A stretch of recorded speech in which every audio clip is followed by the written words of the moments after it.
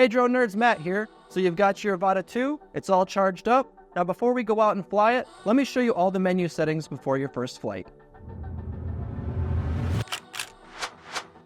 Once you open the DJI Fly app, you need to activate your device. It's going to give you a loading screen that it's activating, and then it's successfully activated. Next, it's going to prompt you whether you want to add your DJI Care refresh.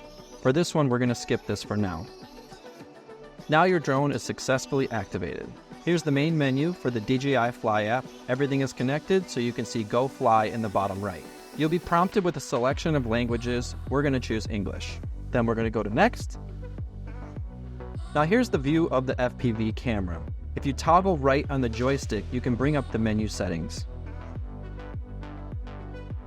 We're going to scroll down to Control and then go and change our units from metric to imperial.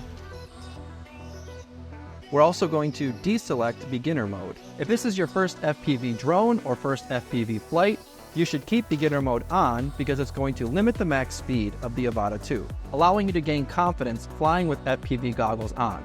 I'm going to turn it off because I have many flights with my Avata 1 already.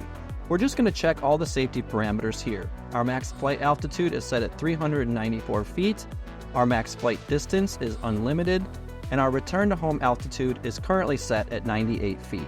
And you might ask, why did you set your return to home altitude at 98 feet? Whenever I go out to a new place, I always look for the highest objects in the vicinity. You want to make sure that if you do trigger a return to home, your drone will have enough altitude to safely make it back to your home point.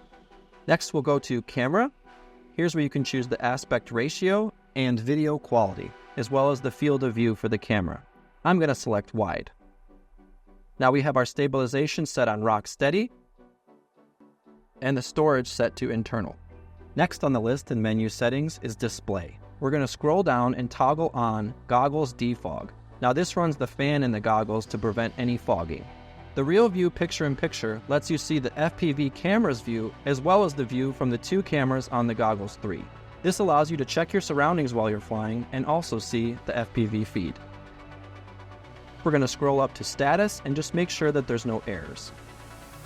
So now that we went through the menu settings for the Avata 2, join me in the field for a first flight. If you have any questions, you can put those down in the comments. Also be sure to like this video and subscribe to our channel. My name is Matt. Happy flying.